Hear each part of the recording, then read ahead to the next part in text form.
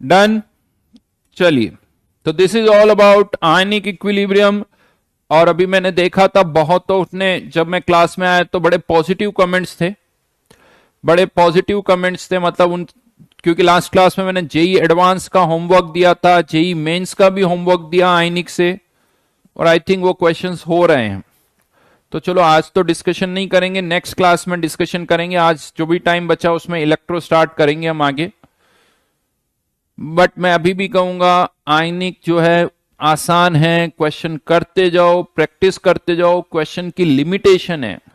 मैं आपको एक चीज क्लियर कर दूं, आयनिक इक्विलिब्रियम में एग्जामिनर के पास लिमिटेशन है कि वो यही क्वेश्चन बना सकता है, कुछ भी नहीं पूछ सकता, कुछ भी नहीं पूछ सकता है। तो प्रॉब्लम है।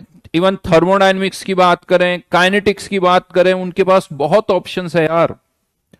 वो कुछ ऐसा पूछ सकते हैं जो आपको लगेगा कि सर आपने ये नहीं पढ़ा है। सीरियसली बोल रहा हूं, थर्मोडायनेमिक्स हमने बहुत पढ़ी है, थर्मोडायनेमिक्स मैंने बहुत पढ़ाई है, लेकिन फिर भी वो एग्जाम में ऐसा कुछ पूछ सकते हैं जिससे लगे सर ये चीज तो शायद आपने नहीं पढ़ाई है। काइनेटिक्स में वो ऐसा कुछ पूछ सकते हैं, लेकिन मुझे लगता है आयनिक में नहीं पूछ सके, क्योंकि आयनिक में जैसे ही कुछ पूछेंगे ना, कैलकुलेशन इतनी हो जाएगी कि हमारी लिमिट से ही बाहर हो जाएगा। तो वहां कैलकुलेशन की कंडीशन है कि भाई सॉल्व करना है तो इतना ही पूछ सकते हो, अप्रोक्सीमेशन करना ही पड़ेगा, नहीं तो सॉल्व किया ही नहीं जा सकता। तो इसीलिए वहां एक लिमिटेशन है, क्वेश्चन इसी तरह से बनेंगे। थर्मोडायनेमिक्स में क्या होता है, कभी ग्राफ से कुछ इंफॉर्मेशन दे देते हैं तो वो ग्राफिकल, कभी कभी क्या होता है ग्राफ से इंफॉर्मेशन रीड करनी पड़ती है, वो मुश्किल होता है। आयनिक में कौन से कर्व भैया, आयनिक में कोई ग्राफ है ही नहीं, बस डेटा होता है पीएच निकालो, डेटा होता है पीएच निकालो। तो इसलिए ढंग से इन क्वेश्चंस को करो, फिक्स्ड क्वेश्चन है, और आपने जेई एडवांस के क्वेश्चन किए हुए भी हैं, आज से आपको समझ में भी आ जाएगा। तो अब स्टार्ट कर रहे हैं नया चैप्टर विच इज इलेक्ट्रोकेमिस्ट्री।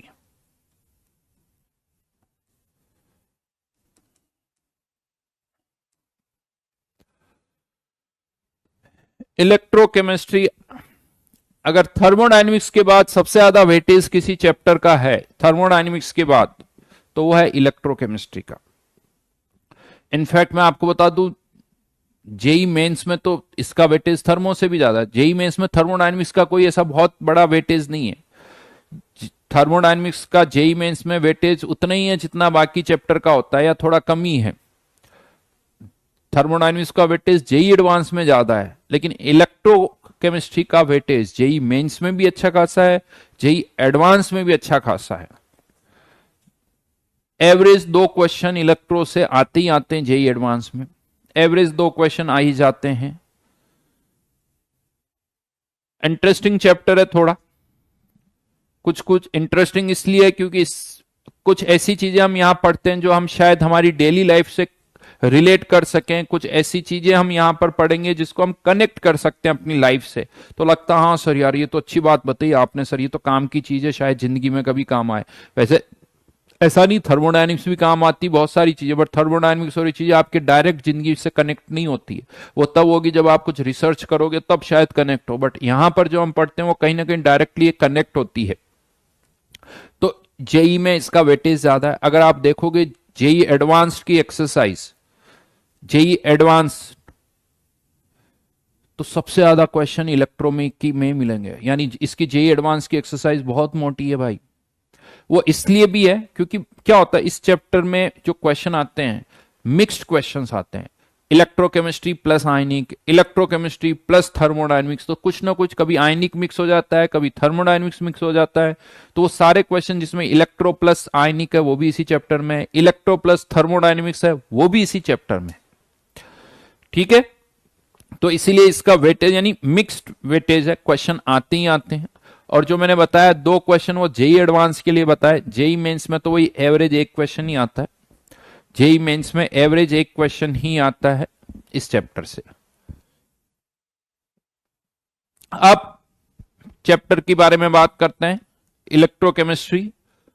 नाम से ही थोड़ा सा कुछ तो समझ में आ रहा है, chemistry plus electro, electrostatics plus chemistry, थोड़ा सा ऐसे बोल सकते हो आप। और इलेक्ट्रोस्टैटिक्स में मतलब इलेक्ट्रिक करंट कह सकते हो, इलेक्ट्रिक करंट प्लस केमिस्ट्री, इसकी हम यहां पर कुछ बात करने वाले हैं।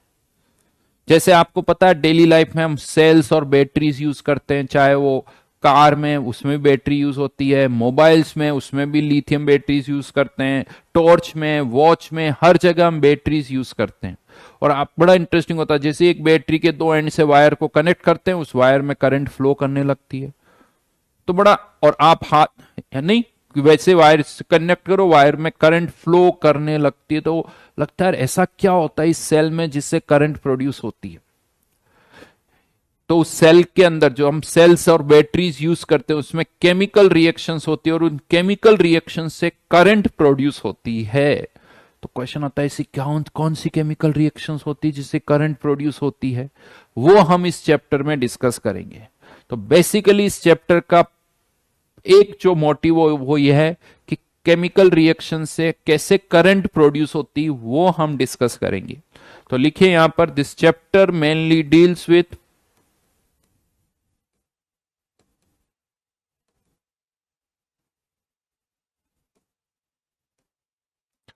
this chapter mainly deals with production of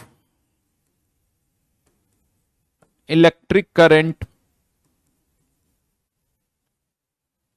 by chemical reaction, by chemical reaction and apparatus used is called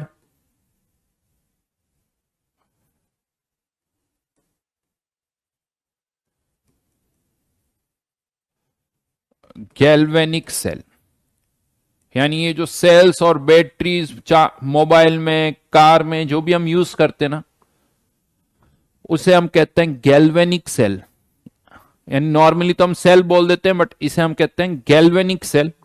second one इसी का उल्टा, शायद इनऑर्गेनिक केमिस्ट्री में आप पढ़ चुके हैं कि एक सेल से जब करंट पास होती है तो कुछ सब्सटेंस एनोड पर डिपॉजिट होते हैं, कुछ सब्सटेंस कैथोड पर डिपॉजिट होते हैं। मेटलर्जी में आपने पढ़ा हुआ है, जनरल आपको भी आइडिया है, अगर पानी के थ्रू अगर हम करंट पास करें तो एनोड और कैथोड पर हाइड्रोजन और ऑक्सीजन गैसेस प्रोड्यूस होती है, ये भी आपको पता है। तो केमिकल करंट के थ्रू केमिकल चेंजेस भी प्रोड्यूस किए जा सकते हैं। तो किसी सॉल्यूशन में जब हम करंट पास करते हैं तो क्या केमिकल चेंजेस होंगे वो हम बात करेंगे यहां पर। तो study of chemical changes by electric current,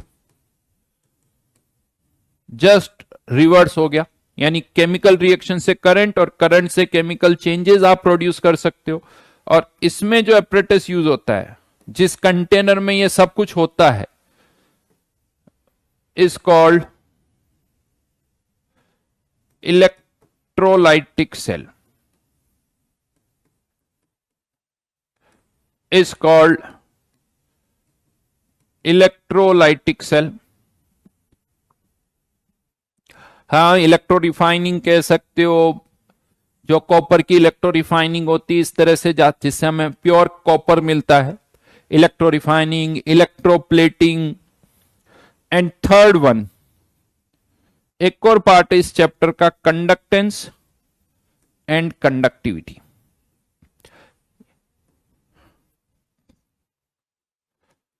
conductance and conductivity, हम सबको पता है कि एक वायर भी चार्ज फ्लो कर, एक वायर के थ्रू भी करंट फ्लो होती है और एक सॉल्यूशन के थ्रू भी करंट फ्लो होती है। चार्ज फ्लो सॉल्यूशन भी कर सकता है, आयंस चार्ज फ्लो करते हैं।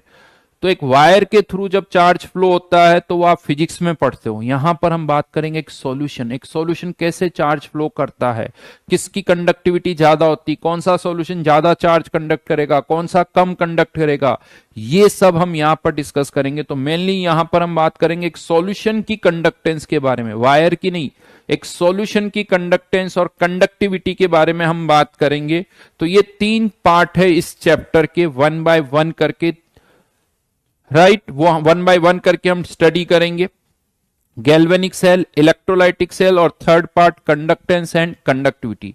यहां पर एक छोटी सी चीज बता देता हूं मैं, ये जो सेल्स होते हैं ना, दो तरह के सेल्स हो गए, अब आप कह सकते हो इन्हें हम कहते हैं इलेक्ट्रोकेमिकल सेल्स। इलेक्ट्रोकेमिकल सेल कौन कौन से? गैल्वेनिक सेल और इलेक्ट्रोलाइटिक सेल।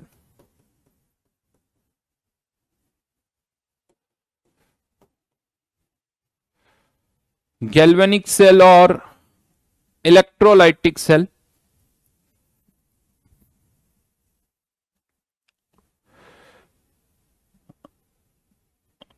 सप्तांशु बेटा सब चीजें आएगी, थोड़ा होल्ड करो, जो पढ़ा रहा हूं उसी पर फोकस किया करो। तो एक और वर्ड यहां पर आ गया, इलेक्ट्रोकेमिकल सेल। मतलब there are two types of electrochemical cell, galvanic cell और इलेक्ट्रोलाइटिक सेल। तो अब पहला हम स्टार्ट करेंगे गैल्वेनिक सेल से, फिर आएंगे हम इलेक्ट्रोलाइटिक सेल पर। तो हेडिंग डाल दीजिए गैल्वेनिक सेल। गैल्वेनिक सेल, और यहां पर जो टर्म सबसे ज्यादा डिस्कस होती है इस चैप्टर में, जो टर्म सबसे ज्यादा हम यूज करने वाले हैं वो है इलेक्ट्रोड पोटेंशियल।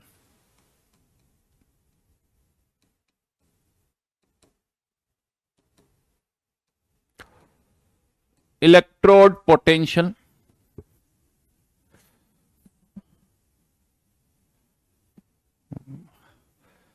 बहुत इधर उधर के क्वेश्चन पूछते हो, पता है, इधर उधर के क्वेश्चन जिसका है ना।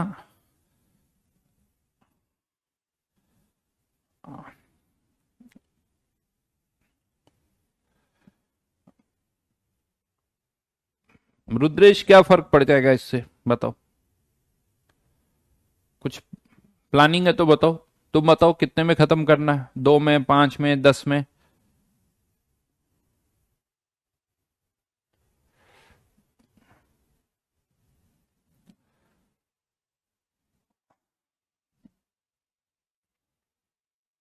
अराउंड मतलब 11-12 लेक्चर्स लगेंगे इस चैप्टर में, ठीक है। What is electrode potential? Let's say एक कंटेनर हमने लिया और इस कंटेनर में हमने क्या क्या, जिंक सल्फेट का सॉल्यूशन भर दिया। जिंक सल्फेट का सॉल्यूशन भर दिया और इसमें एक जिंक रोड को हमने डिप कर दिया। एक जिंक रोड को हमने डिप कर दिया।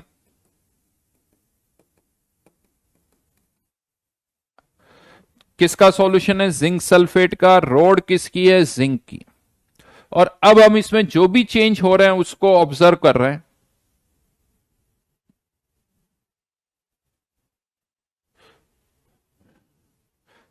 जो भी चेंजेस हो रहे हैं उसको हम ऑब्जर्व कर रहे हैं।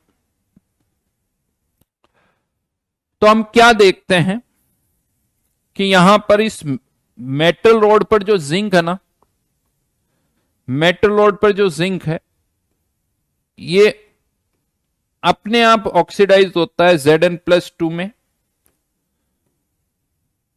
और जब ये ऑक्सीडाइज होता है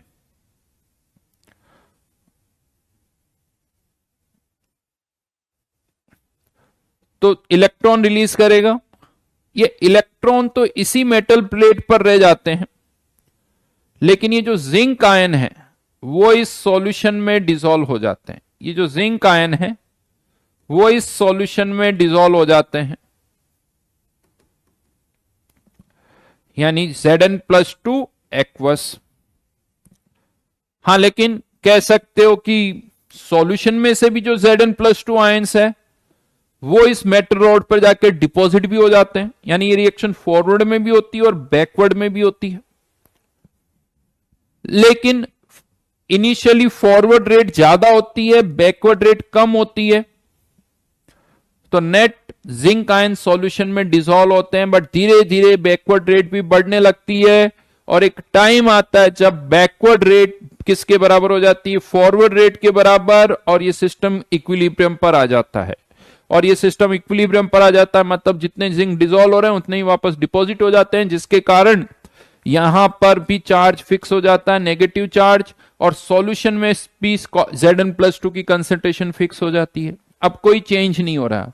लेकिन कह सकते हो तब तक कुछ जिंक आयन तो डिसॉल्व हो ही गए। तो इस सॉल्यूशन पर नेट पॉजिटिव चार्ज आ गया और इस मेटल रोड पर नेट नेगेटिव चार्ज आ गया।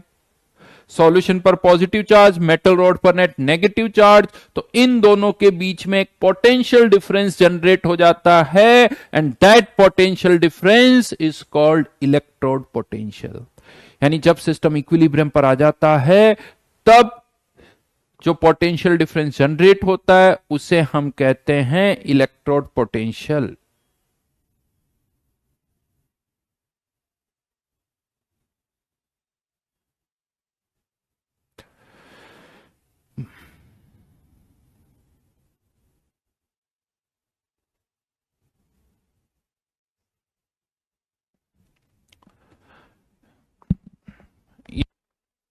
देखो कमेंट कुछ आ रहे हैं, समझ में आई मेरी बात? तो यहां पर मेटल रोड से जिंक सॉल्यूशन में डिसॉल्व हो जाते हैं, मेटल रोड पर नेट नेगेटिव चार्ज, क्योंकि ये इलेक्ट्रॉन तो मेटल रोड पे रह जाते हैं, Zn+2 आयन सॉल्यूशन में आ जाते हैं, जिससे इन दोनों के बीच में एक पोटेंशियल डिफरेंस जनरेट हो जाता है जिसे कहते हैं हम इलेक्ट्रोड पोटेंशियल। हाँ, बट क्वेश्चन ये आता है कि क्या किसी भी मेटल रोड को डिप करने पर ऐसा ही होता है क्या? नहीं, किसी भी मेटल रोड को डिप करने पर हर एक मेटल रोड के केस में ऐसा होगा जरूरी नहीं है। In case of copper just इसका रिवर्स होता है। अगर आप एक कॉपर रोड को डिप कर रहे हो कॉपर सल्फेट के सॉल्यूशन में, कॉपर सल्फेट के सॉल्यूशन में, तो यहां जस्ट इसका उल्टा होता है। सॉल्यूशन में से कॉपर+2 आयंस जो है वो इस मेटल रोड पर जाते हैं। मेटल रोड मेटल है तो फ्री इलेक्ट्रॉन्स तो होते ही हैं, मेटल रोड पर फ्री इलेक्ट्रॉन्स होते ही हैं, तो ये कॉपर+2 आयंस सॉल्यूशन में से निकलकर इस मेटल रोड पर जाके डिपॉजिट हो जाते हैं, मेटल रोड पर जाके डिपॉजिट हो जाते हैं। तो इसके कारण क्या होता है, सॉल्यूशन में कॉपर+2 आयंस कम हो गए तो सॉल्यूशन में सल्फेट आयन ज्यादा हो गए, तो जिसके कारण सॉल्यूशन पर नेट नेगेटिव चार्ज आ जाता है और ये कॉपर+2 आयंस यहां जाके डिपॉजिट हो रहे हैं। तो कॉपर+2 आयन यहां जाके डिपॉजिट हो रहे हैं, तो इसलिए इस मेटल रोड पर पॉजिटिव चार्ज आ जाता है, मेटल रोड पर पॉजिटिव चार्ज आ जाता है, यहां पर नेगेटिव चार्ज आ जाता है। अगेन यहां पर भी एक पोटेंशियल डिफरेंस जनरेट हो जाता है, इसे भी हम कहते हैं इलेक्ट्रोड पोटेंशियल।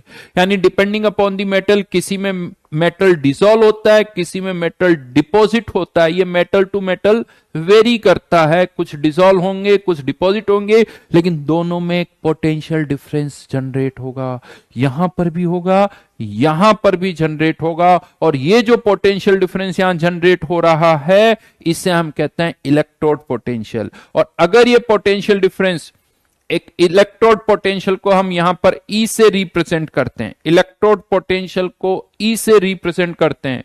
ध्यान रखना, ये इलेक्ट्रिक फील्ड नहीं है, ये इलेक्ट्रिक फील्ड नहीं है, इलेक्ट्रोड पोटेंशियल। और यहां पर नाम में थोड़ा कंफ्यूजन हो सकता है, लिखा हुआ इलेक्ट्रोड पोटेंशियल है लेकिन है पोटेंशियल डिफरेंस है पोटेंशियल डिफरेंस है। ध्यान रखना पोटेंशियल डिफरेंस इन दोनों के बारे में।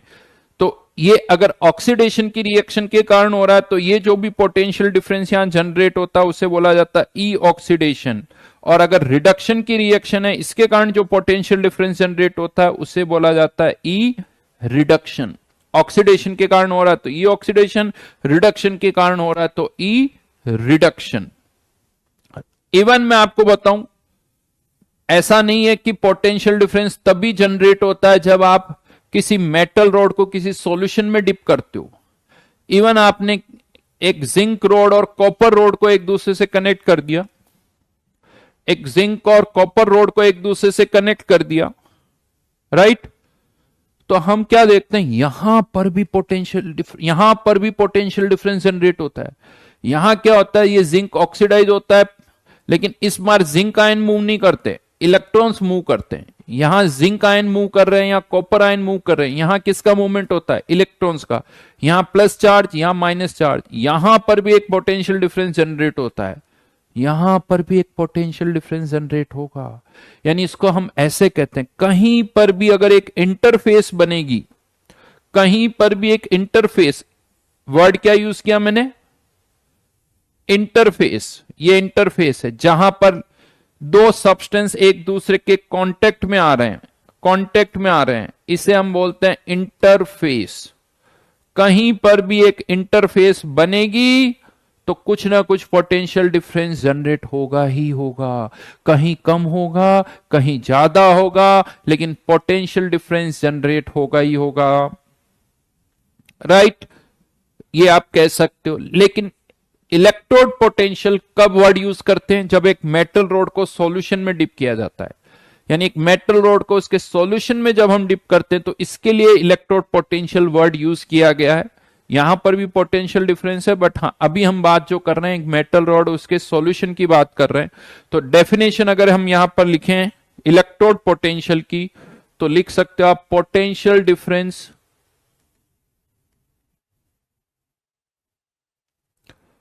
Developed between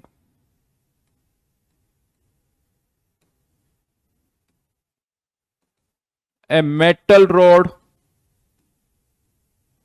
and its solution is called electrode potential।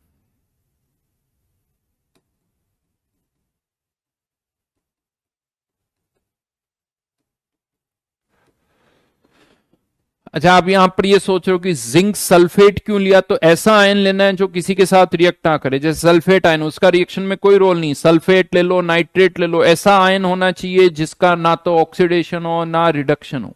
तो यहां पर हम कह सकते हैं केवल रिएक्शन क्या हो रही है, जिंक का ऑक्सीडेशन हो रहा है और कुछ नहीं हो रहा है। यहां केवल किसका ऑक्सीडेशन रिडक्शन हो रहा है? कॉपर का। अगर आपने ऐसा कोई सब्सटेंस डाल दिया, अगर वो भी ऑक्सीडाइज रिड्यूस हो रहा है तो उसके कारण भी फिर पोटेंशियल डिफरेंस आएगा। बट राइट नाउ मैं कह सकता हूं जो भी पोटेंशियल डिफरेंस यहां डेवलप हुआ है वो कॉपर के कारण हुआ है, यहां जो भी डिफरेंस डेवलप हुआ है वो जिंक के कारण हुआ है। हाँ, लेकिन यहां जिंक और कॉपर दोनों का कंट्रीब्यूशन है, जिंक का भी है, कॉपर का भी है। तो इसीलिए हम ये कह सकते हैं कि ये जिंक का ऑक्सीडेशन पोटेंशियल है, ये कॉपर का रिडक्शन पोटेंशियल है। राइट, तो पोटेंशियल डिफरेंस क्या होता है वो मैंने बताया, और इसी पोटेंशियल डिफरेंस को हम कहते हैं इलेक्ट्रोड पोटेंशियल। अब यहां पर अगर आपको लग रहा है सर इसकी इंपॉर्टेंस क्या है, तो देखो इसकी इंपॉर्टेंस तो बहुत सारी है। इसी से अभी हम देखेंगे कैसे करंट प्रोड्यूस होती है, लेकिन इसका एक छोटा सा और इंपॉर्टेंस, इसकी छोटी सी एक और इंपॉर्टेंस बताता हूं। जैसा मैंने कहा था ना, कहीं पर भी एक इंटरफेस बनती है तो वहां पोटेंशियल डिफरेंस जनरेट होता है, और उससे होता क्या, उससे उस पोर्शन की रिएक्टिविटी जो है वो बढ़ जाती है। ये पार्ट अब ज्यादा रिएक्टिव हो जाएगा। क्यों? क्योंकि यहाँ प्लस चार्ज है, यहाँ माइनस चार्ज है, तो यहाँ आयंस आ गए और आयंस आने के कारण रिएक्टिविटी बढ़ जाती है। इसीलिए आपने नोटिस किया होगा बहुत बार जब रस्टिंग होती है ना, रस्टिंग कोरोजन जिसे कहते हैं, वो कहां होती है पता है? जहां जॉइंट्स होते हैं। क्योंकि जहां जॉइंट्स होते हैं वहां इंटरफेस बनती है, और जहां इंटरफेस बनती है वहां पोटेंशियल डिफरेंस डेवलप होता है, और जहां पोटेंशियल डिफरेंस होता है वहां रिएक्टिविटी बढ़ जाती है। इसीलिए जॉइंट्स पर, कॉर्नर्स पर आपने देखा होगा कि रस्टिंग ज्यादा होती है, रस्टिंग ज्यादा होती है। ये बहुत बड़ा इश्यू आपको पता है। कोरोजन के कारण, रस्टिंग के कारण ईयरली पता नहीं कितने टन्स ऑफ मेटल खराब हो जाता है। पेट्रोलियम पाइपलाइंस जो बिछाई जाती है, वो पेट्रोलियम पाइपलाइंस जो है वो खराब हो जाती है बिकॉज ऑफ रस्टिंग। तो ये अपने आप में, आपको पता है कोरोजन अपने आप में एक बहुत बड़ा सब्जेक्ट है। इंजीनियरिंग में अगर आप देखोगे तो अच्छा खासा एक सब्जेक्ट है कि किस तरह से कोरोजन को कम किया जाए। आपको पता है जब हम बोल्ट्स लगाते हैं ना, आपने देखा होगा, तो बोल्ट्स जब हम लगाते हैं कहीं पे भी तो उसके बीच में रबड़ प्लेट लगाई जाती है। बोल्ट्स को टाइट करने में रबड़ प्लेट लगा देते हैं ना। क्यों लगाते हैं आपको पता है? ताकि वो दोनों मेटल्स एक दूसरे के कांटेक्ट में ना आ पाए, दोनों मेटल्स एक दूसरे के कांटेक्ट में ना आ पाए। क्योंकि जैसे ही अगर वो दोनों एक दूसरे के कांटेक्ट में आते हैं तो वहां रस्टिंग बढ़ जाती है, और धीरे धीरे वो, यानी वो बोल्ट जो है वो जल्दी लूज हो जाता है। बहुत बार आपने देखा होगा बोल्ट्स हम टाइट करते हैं, थोड़े टाइम के बाद वो लूज हो जाते हैं, थोड़े टाइम के बाद वो लूज हो जाते हैं। वो लूज क्यों होते हैं? क्योंकि उस छोट पार्ट में रस्टिंग लग जाती है, जिससे मेटल वहां से हट जाता है, मेटल हटने के कारण वो लूज हो जाते हैं। तो वो जो रबड़ प्लेट लगाई जाती है उससे क्या होता है, दोनों मेटल्स एक दूसरे के कांटेक्ट में नहीं आते हैं, जिसके कारण पोटेंशियल डिफरेंस जनरेट नहीं होता है, और पोटेंशियल डिफरेंस जनरेट नहीं होता तो इसीलिए वहां रस्टिंग नहीं होती। यस, वाइसर जिसे बोलते हैं, वाइसर, सही कह रहे हो बाबादी। तो खैर वो एक अलग, जस्ट मैंने आपको एप्लीकेशन बताया इस चीज का कि इससे क्या फर्क पड़ता है। लेकिन अब क्वेश्चन आता है कि ठीक है सर, इलेक्ट्रोड पोटेंशियल तो समझ में आ गया कि पोटेंशियल डिफरेंस कैसे जनरेट हो रहा, वो तो समझ में आ गया, लेकिन अब इसको कैसे मेजर किया जाए, मेजर कैसे किया जाए, इसकी बात आती है कि अगर जो भी पोटेंशियल डिफरेंस यहां जनरेट हो रहा है उसको हम कैसे मेजर करें। तो उसका जो थॉट आता है वो ये आता है कि पोटेंशियल डिफरेंस हम कैसे मेजर कर सकते हैं भाई, या तो वोल्ट मीटर से या पोटेंशियोमीटर से। नहीं, अगर यहां पर प्लस, यहां पर माइनस चार्ज है और यहां प्लस चार्ज है और इन दोनों के बीच में हमें पोटेंशियल डिफरेंस मेजर करना है, तो क्या करो, इन दोनों एंड को या तो वोल्ट मीटर से या पोटेंशियोमीटर से कनेक्ट कर दो। अभी मैं डायग्राम तो वोल्ट मीटर के अकॉर्डिंग ही बना रहा हूं, हाँ, बट आप सबको पता है कि पोटेंशियोमीटर जो है वो ज्यादा एक्यूरेट रिजल्ट देता है वोल्ट मीटर की कंपेरेटिवली। तो अभी यूं मान लो कि हम लगा तो वोल्ट मीटर रहे हैं, बट इसकी एक्यूरेसी पोटेंशियोमीटर की तरह ये परफेक्ट 100% एक्यूरेसी, यूं मान लो। तो हमने एक वोल्ट मीटर कनेक्ट कर दिया, किससे कनेक्ट करेंगे, जिन दो पॉइंट्स के बीच में पोटेंशियल डिफरेंस मेजर करना है उन दो पॉइंट्स को वोल्ट मीटर से कनेक्ट कर दो। तो इस मेटल रोड को कनेक्ट कर दिया, मेटल रोड को कनेक्ट कर दिया, और इस वायर को इस सॉल्यूशन में डिप कर दिया, क्योंकि इन्हीं दोनों के बीच में हमें पोटेंशियल डिफरेंस मेजर करना है। तो ये वोल्ट मीटर अपनी रीडिंग दे देगा यहां पर जो भी है, लेकिन इसमें एक प्रॉब्लम होती है।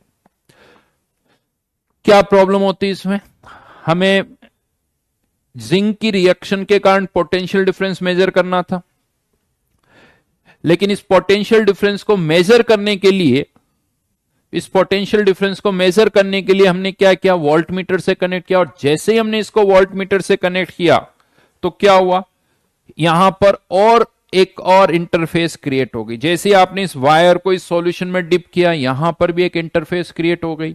इवन कहीं पर भी जहां जॉइंट्स बन रहे हैं वहां पर भी एक इंटरफेस क्रिएट होगी।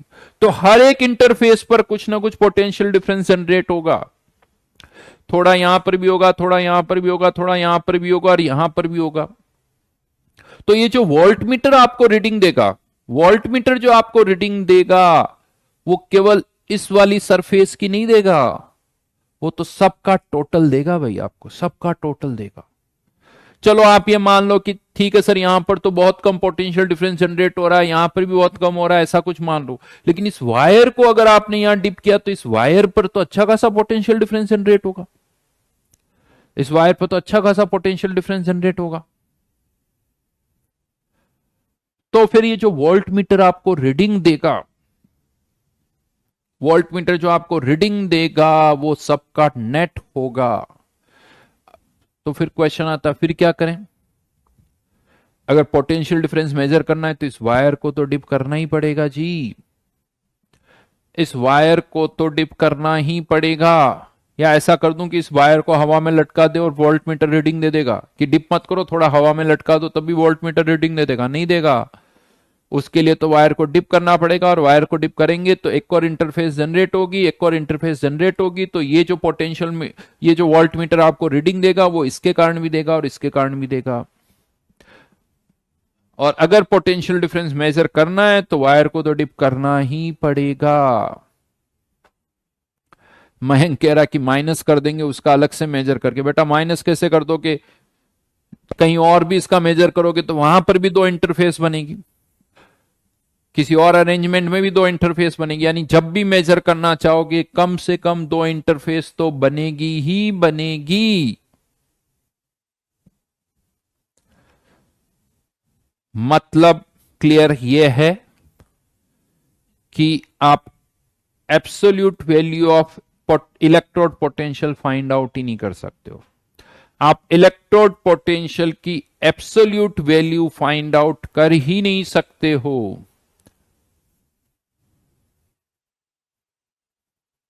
हाँ, एक और किसी ने आइडिया दिया, अच्छी बात है आप लोग ऐसा सोच रहे हो, शुभमणि ने एक और एग्जांपल लिया कि एक काम करो सर, इधर भी जिंक और इधर भी जिंक ले लो, तो फिर दोनों तरफ सेम हो जाएगा।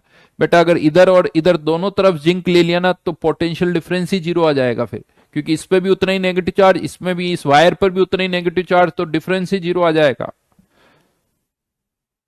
फिर कुछ रीडिंग ही नहीं आएगी। तो कंक्लूजन यही है कि आप absolute value of electrode potential measure ही नहीं कर सकते, नहीं कर सकते आप।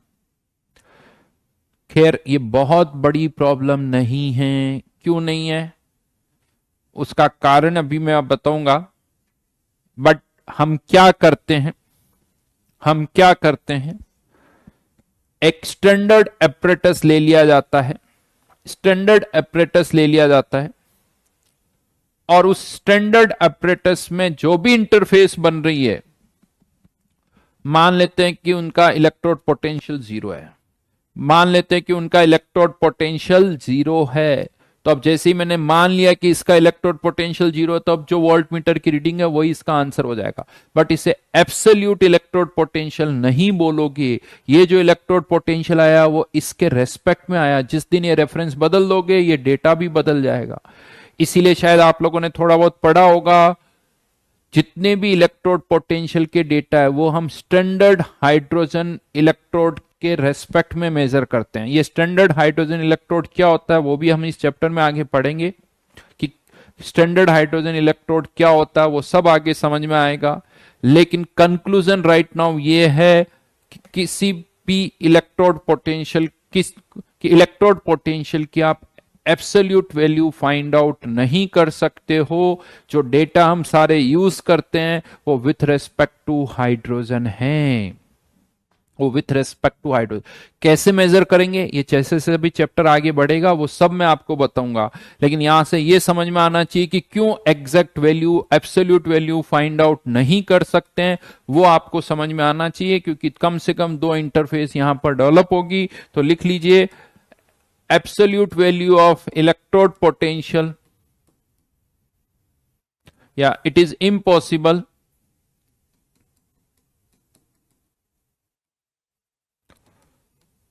to determine the absolute value of electrode potential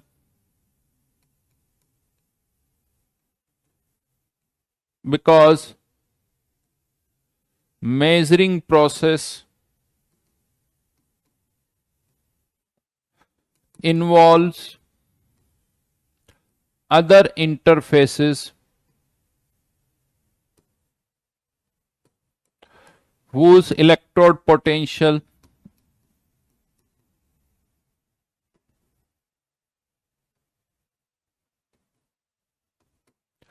also appear in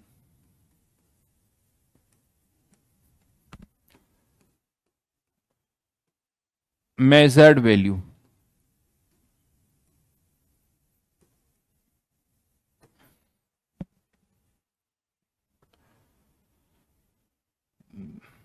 बेटा लेस रिएक्टिव लो, कुछ भी लो, कुछ ना कुछ वैल्यू तो आएगी ना, कुछ ना कुछ तो आएगी, चाहे कम आए चाहे ज्यादा आए, इतना बड़ा इश्यू नहीं है। क्यों नहीं है वो आगे चल के समझ में आ जाएगा।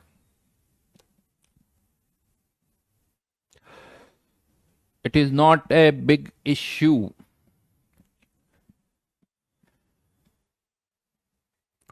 हाँ लेकिन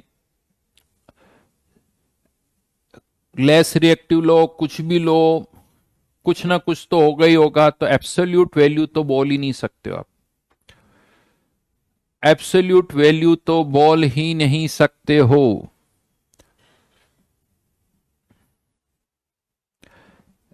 इनर्ट एलिमेंट्स क्या होते हैं, इनर्ट एलिमेंट्स बताओ।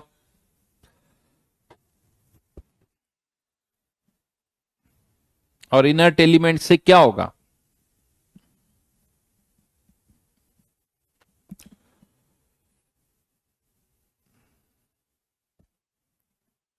वैल्यू कम होगी बट कुछ तो होगी। कुछ भी मत लिखो, मत दिमाग लगाओ, जो कहा जा रहा है वो मानो, दिमाग लगाना आगे जब थोड़ा इंजीनियरिंग में चले जाओ, आईआईटी में चले जाओ, तब दिमाग लगाना, अभी मत लगाओ।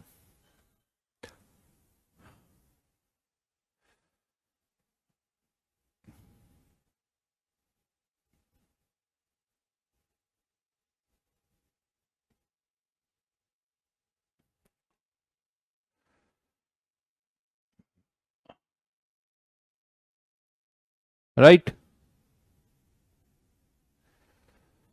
तो अब यहां पर यानी पॉइंट केवल इतना सा है, सुन लो मेरी बात। एग्जाम में कोई ये पूछे कि क्या absolute value of electrode potential measure की जा सकती है, तो answer is no. Answer is no, absolute value measure नहीं की जा सकती। राइट। बाकी आप लोग आगे बढ़ के रिसर्च करना, और सभी जो अभी आइडियाज आ रहे हैं उस पर अपनी रिसर्च करना। नोबेल प्राइज मिलेगा आप लोगों को, मैं भी खुश होऊंगा, और फिर मैं भी ये पढ़ूंगा कि नहीं भाई, मेरा एक स्टूडेंट है जिसने रिसर्च की, और पहले तो हम ये बोलते थे कि इलेक्ट्रोड पोटेंशियल की एब्सोल्यूट वैल्यू फाइंड आउट नहीं कर सकते हैं, बट उसने एब्सोल्यूट वैल्यू फाइंड आउट कर ली, उसको नोबेल प्राइज मिला। तो सबको मैं बताऊंगा, ठीक है। मुझे बता देना जब रिसर्च हो जाए आप लोगों की कि देखो सर ये रिसर्च हो गई, अब हम कर सकते हैं, तो फिर मैं बदल दूंगा। ठीक है ना। All the best.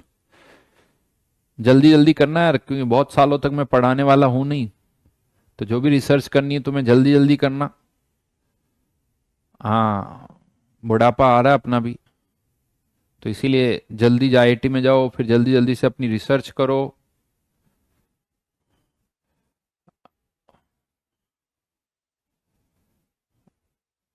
ठीक है। हाँ।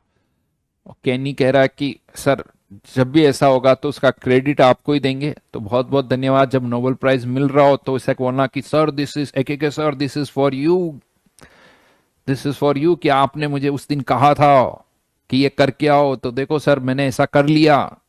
तो उसी स्टेज से ये बोलना।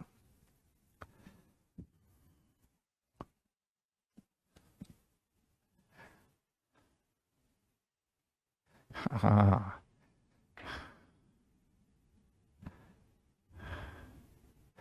सही है। कोई कह रहा क्या रहे सर, अभी तो आपको हमारे बच्चों को पढ़ाना है।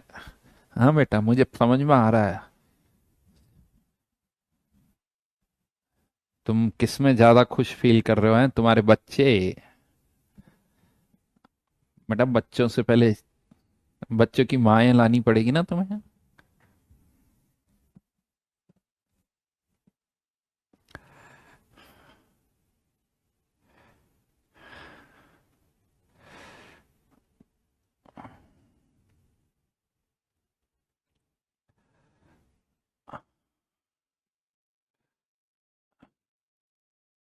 नहीं। हाँ भाई, आप कोई भी जो स्टूडेंट है वो यहां से स्टार्ट कर सकता है।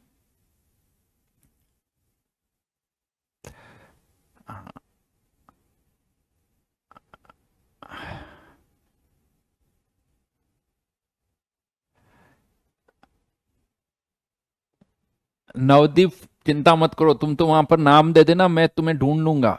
नवदीप कह रहा है सर आपका फोन नंबर दे दो, फिर वो टेंशन तुम मत लो, तुम तो बस वहां पर नाम ले लेना, मैं तुम्हें ढूंढ लूंगा। हाँ सर की स्माइल तो अब है ही है यार बेटा। जब कोई ये कह रहा है कि हाँ सर हमें नोबेल प्राइज मिलेगा तो क्रेडिट आपको देंगे, तो खुश तो होऊंगा ना।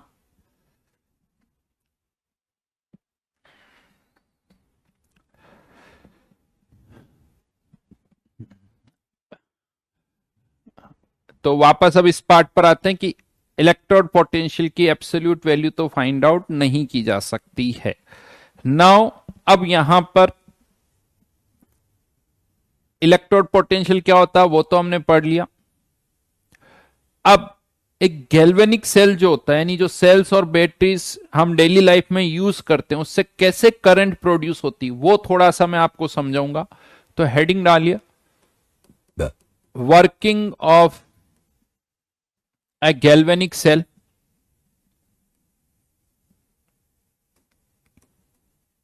Of a galvanic cell. एक गैल्वेनिक सेल कैसे वर्क करता है, और राइट नाउ इसमें जो मैं एग्जांपल ले रहा हूं वो ले रहा हूं डेनियल सेल का।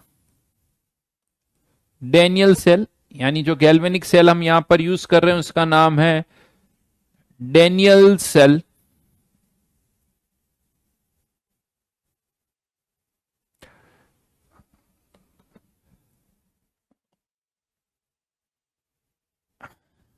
बेटा अब पढ़ाने दे दो मेरे को थोड़ा सा, नहीं तो तुम्हारा कोर्स अटक जाएगा।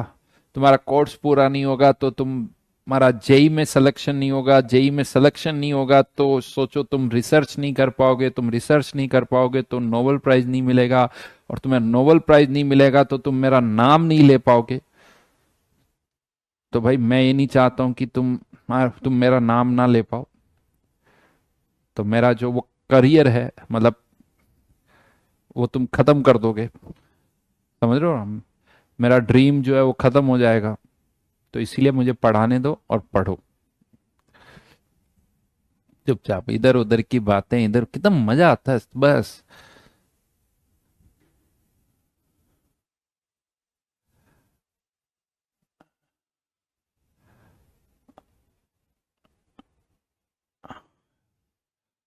अब डेनियल सेल, अभी थोड़ी देर पहले कोई पूछा था Daniell cell Daniell cell Daniell cell, भाई पता चल गया डेनियल सेल होता क्या। इस डेनियल सेल में दो कंपार्टमेंट होते हैं, दो कंपार्टमेंट।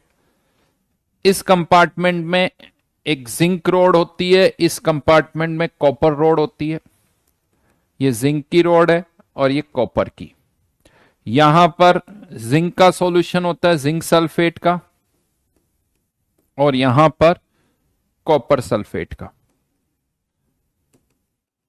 ठीक है। और अभी थोड़ी देर पहले हमने देखा था, जैसे ही हम यहां पर इस जिंक रोड को डिप करेंगे हमें पता है कि जिंक जो है यहां ऑक्सीडाइज होकर सॉल्यूशन में चला जाएगा, और ये इलेक्ट्रॉन इसी मेटल रोड पर रह जाएंगे। इलेक्ट्रॉन इसी मेटल रोड पर रह जाएंगे, सॉल्यूशन में Zn+2 आ जाएंगे, तो सॉल्यूशन पर नेट पॉजिटिव चार्ज और इस पर नेट नेगेटिव चार्ज आ जाएगा। यहां नेगेटिव चार्ज, यहां पॉजिटिव चार्ज। थोड़ी देर के बाद यहां इक्विलिब्रियम आ जाएगा, यानी ये सिस्टम इक्विलिब्रियम पर आ गया।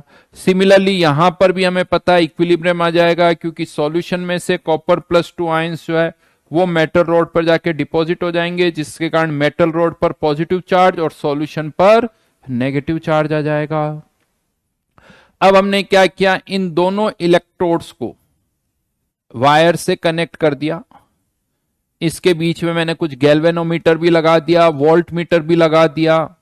लेकिन हाँ, अभी की ओपन है, अभी की ओपन है, और हमें पता है कि इस सॉल्यूशन पर प्लस चार्ज, यहां पर माइनस चार्ज, इस सॉल्यूशन पर माइनस चार्ज और यहां प्लस चार्ज। जैसे ही हमने इस की को क्लोज किया, जैसे ही हमने इस की को क्लोज किया, इस एंड पर इलेक्ट्रॉन्स है, इस एंड पर पॉजिटिव चार्ज है। हमें पता है नेगेटिव पॉजिटिव चार्ज एक दूसरे को अट्रैक्ट करते हैं, तो ये इलेक्ट्रॉन इन पॉजिटिव चार्ज को यानी कैटाइंस को अपनी ओर अट्रैक्ट करेगा, कैटाइंस इलेक्ट्रॉन को अपनी ओर अट्रैक्ट करेंगे। लेकिन एक वायर के थ्रू हमें पता आयंस मूव नहीं करते हैं, वायर के थ्रू किसका मूवमेंट होता है, इलेक्ट्रॉन्स का। तो ये पॉजिटिव चार्ज तो इधर नहीं आ सकता, लेकिन इन इलेक्ट्रॉन्स पर एक अट्रैक्शन का फोर्स लगेगा, जिसके कारण ये इलेक्ट्रॉन्स यहां से बाहर निकल जाएंगे और इस तरफ मूव करना स्टार्ट करेंगे। जैसे ये इलेक्ट्रॉन यहां से बाहर निकलेंगे, ये जो इक्विलिब्रियम था वो डिस्टर्ब हो गया। यहां से यूं कहे तो ये इलेक्ट्रॉन्स कुछ कम हो गए, तो ये रिएक्शन फॉरवर्ड में जाएगी और वापस इलेक्ट्रॉन्स प्रोड्यूस करेगी, वापस इलेक्ट्रॉन्स प्रोड्यूस करेगी। यानी जैसे ही इलेक्ट्रॉन्स यहां से इधर जाएंगे, ये रिएक्शन फॉरवर्ड में आएगी और यहां पर वापस उतना ही नेगेटिव चार्ज आ जाएगा, जितना गया है उतना ही वापस आ जाएगा। अब ये जब इलेक्ट्रॉन यहां पहुंचेंगे तो ये यहां का भी इक्विलिब्रियम डिस्टर्ब कर देंगे। यहां पर जो प्लस चार्ज था वो कम हो गया, तो सॉल्यूशन में कुछ और कॉपर आयन यहां आके डिपॉजिट होंगे, यानी ये रिएक्शन भी फॉरवर्ड में जाएगी और वापस यहां पर उतना ही पॉजिटिव चार्ज आ जाएगा। इलेक्ट्रॉन के कारण कम हुआ, सॉल्यूशन में से फिर कॉपर डिपॉजिट हो गए, तो यहां उतना ही पॉजिटिव चार्ज, यहां उतना ही नेगेटिव चार्ज। फिर क्या होगा, यहां अभी भी उतना ही पॉजिटिव चार्ज है, यहां उतना ही नेगेटिव चार्ज है, तो फिर यहां पर इलेक्ट्रॉन पर फोर्स लगेगा, इलेक्ट्रॉन यहां से बाहर निकलेंगे, इधर जाएंगे, यहां का इक्विलिब्रियम डिस्टर्ब होगा, तो ये रिएक्शन फॉरवर्ड में आएगी, तो यहां उतना ही नेगेटिव चार्ज आ जाएगा। फिर ये इलेक्ट्रॉन जब यहां पहुंचेंगे तो यहां का इक्विलिब्रियम भी डिस्टर्ब होगा, और ये रिएक्शन भी फॉरवर्ड में आएगी, तो यहां पर भी वापस उतना ही पॉजिटिव चार्ज आ जाएगा। फिर इलेक्ट्रॉन यहां से निकलेंगे, यहां पहुंचेंगे, ये रिएक्शन भी फॉरवर्ड में आएगी, ये रिएक्शन भी फॉरवर्ड में आएगी, फिर इलेक्ट्रॉन निकलेंगे, फिर दोनों रिएक्शन फॉरवर्ड में आएगी, फिर इलेक्ट्रॉन निकलेंगे, फिर दोनों रिएक्शन फॉरवर्ड में जाएगी। ये प्रोसेस चलता रहेगा, और इस वायर में इलेक्ट्रॉन मूव करेंगे। अगर इस डायरेक्शन में इलेक्ट्रॉन मूव कर रहे हैं तो कह दो इसकी अपोजिट डायरेक्शन में एक तरह से करंट का फ्लो होगा, और हम कुछ नहीं कर रहे हैं, ये सब अपने आप हो रहा है। जैसे ही आपने इस की को क्लोज किया, इलेक्ट्रॉन यहां से निकल के इधर जाएंगे, फिर यहां से निकल के इधर जाएंगे, फिर यहां से निकल के इधर जाएंगे, और जैसे जैसे यहां से इलेक्ट्रॉन जा रहे हैं, यहां इलेक्ट्रॉन प्रोड्यूस भी हो रहे हैं। इलेक्ट्रॉन प्रोड्यूस हो रहे हैं, कौन प्रोड्यूस कर रहा है? जिंक इलेक्ट्रॉन प्रोड्यूस कर रहा है, जिंक इलेक्ट्रॉन प्रोड्यूस कर रहा है, और यहां इलेक्ट्रॉन कंज्यूम हो रहे हैं। यानी यूं कह सकते हो, यहां इलेक्ट्रॉन प्रोड्यूस हो रहे हैं, यहां इलेक्ट्रॉन कंज्यूम हो रहे हैं, और वो इलेक्ट्रॉन जो यहां प्रोड्यूस हो रहे हैं वो इस वायर के थ्रू मूव कर रहे हैं, प्रोड्यूस हुए इस वायर के थ्रू मूव कर रहे हैं। यानी इस वायर में इलेक्ट्रॉन्स मूव कर रहे हैं, मतलब इस वायर में करंट का फ्लो होगा। हमें कुछ नहीं करना पड़ेगा, हमें केवल इन दोनों एंड्स को कनेक्ट करना है। कोई सा भी गैल्वेनिक सेल हो, कोई सा भी गैल्वेनिक सेल हो, हर एक गैल्वेनिक सेल में यही होता है। यूं कह दो, एक जगह ऑक्सीडेशन, एक जगह रिडक्शन। ऑक्सीडेशन का मतलब क्या हुआ? जहां इलेक्ट्रॉन प्रोड्यूस होते हैं, ये जिंक इलेक्ट्रॉन लूज कर रहा है, मतलब जिंक का हो रहा है ऑक्सीडेशन। ऑक्सीडेशन जहां होगा वहां इलेक्ट्रॉन प्रोड्यूस होंगे, रिडक्शन जहां होगा वहां इलेक्ट्रॉन कंज्यूम होंगे। आपने क्या किया, एक जगह जहां ऑक्सीडेशन हो रहा था, एक जगह जहां रिडक्शन हो रहा था, दोनों को वायर से कनेक्ट कर दिया। जब तक यहां पर जिंक है ये प्रोसेस चलता रहेगा, जब तक यहां कॉपर +2 आयन है ये चलता रहेगा। जब यहां जिंक खत्म हो जाएगा, जब यहां कॉपर खत्म हो जाएगा, फिर करंट भी खत्म हो जाएगी, सब फिर करंट भी खत्म हो जाएगी। कोई सा भी सेल हो, चाहे आपके मोबाइल में लिथियम आयन बैटरीज हो, चाहे कार्स में जिसमें लेड सेल होते हैं, लेड यूज होता है, कोई सा भी सेल हो, उन सब में यही कॉन्सेप्ट होता है। उन सब का कॉन्सेप्ट यही होता है, एक जगह ऑक्सीडेशन, एक जगह रिडक्शन, और उन दोनों को एक वायर से कनेक्ट कर दो तो उस वायर में करंट फ्लो करती है। और यहां पर मैं आपको बता दूं, जिस एंड पर ऑक्सीडेशन होता है उसे कहा जाता है एनोड, और जिस एंड पर रिडक्शन होता है उसे कहा जाता है कैथोड। यहां पर क्या हो रहा है? रिडक्शन, इसीलिए कैथोड। यहां पर क्या हो रहा है? ऑक्सीडेशन, इसीलिए एनोड। हाँ, लेकिन यहां पर अगर आप देखो तो ये एनोड है और इस एनोड पर नेगेटिव चार्ज है, और यहां कैथोड है, इस पर पॉजिटिव चार्ज है। ये सुनकर थोड़ा लगा होगा शायद सर ने गलत लिख दिया, लेकिन ये गलत नहीं लिखा है, क्योंकि आपको ऐसा पता कि एनोड पर प्लस, कैथोड पर माइनस चार्ज होता है। तो मैं आपको बता दूं, दो तरह के सेल होते हैं, गैल्वेनिक सेल, इलेक्ट्रोलाइटिक सेल। आपको इलेक्ट्रोलाइटिक सेल के लिए पता है, और ये जो है वो गैल्वेनिक सेल है। गैल्वेनिक सेल आपने पहले कभी नहीं पढ़ा है। गैल्वेनिक सेल में एनोड पर नेगेटिव चार्ज होता है। बेसिकली एनोड कैथोड चार्ज से डिसाइड नहीं होते हैं, चार्ज से डिसाइड नहीं होते हैं। एनोड कैथोड डिसाइड होते हैं कहां ऑक्सीडेशन हो रहा है, कहां रिडक्शन। यानी एनोड की डेफिनेशन होती है जहां ऑक्सीडेशन होता है उसे एनोड कहा जाता है। तो यहां ऑक्सीडेशन हो रहा है इसीलिए एनोड, यहां रिडक्शन हो रहा है इसीलिए इसे कहते हैं हम कैथोड। ये एनोड, ये कैथोड। यानी कोई पूछे एनोड यानी जहां ऑक्सीडेशन हो, एनोड एट विच ऑक्सीडेशन अकर्स, ऑक्सीडेशन occurs, और cathode at which reduction occurs। समझ में आई बात? तो ये तो बात हुई कोई गैल्वेनिक सेल कैसे वर्क करता है, वो मैंने बताया। हाँ, हो सकता है आप में से कुछ को एक सॉल्ट ब्रिज वर्ड और पता हो, वो सॉल्ट ब्रिज वर्ड आएगा, लेकिन अभी नहीं, उसकी जरूरत जब होगी मैं बाद में बताऊंगा। अभी तो उसके बारे में मैंने कुछ नहीं बोला है, कॉन्सेप्ट मैंने बता दिया। ये कॉन्सेप्ट आपको समझ में आना चाहिए, बाकी की बातें इसके बाद करेंगे। नेक्स्ट क्लास का होमवर्क जेई मेंस और जेई एडवांस, दोनों ही मेंस और एडवांस, आयनिक इक्विलिब्रियम की ये नेक्स्ट क्लास में हम डिस्कस करेंगे। Right, for ionic equilibrium next class में दोनों ही करके आओगे, ये हम डिस्कस करेंगे। और सुनना, जेई मेंस को पीछे से करना, यानी लेटेस्ट ईयर के क्वेश्चंस पहले करना, 2022 के, फिर 2021 के। और आप लोगों की जानकारी के लिए मैं बता दूं, शीट में 2023 के क्वेश्चंस नहीं है। वो इसलिए नहीं है ताकि हम ये सोचते हैं कि लास्ट में बाय द वे आपका कुछ पेपर देने का मन करे तो आप 2023 के papers as a mock test दे सकते हो, एज ए मॉक टेस्ट दे सकते हो जाएंगे बेटा। नोट्स अपलोड नहीं हुए हैं लास्ट लेक्चर के, चलो देखते हैं, देखिए चेक कर लेंगे। तो नेक्स्ट क्लास में होमवर्क डिस्कस करेंगे। Bye bye.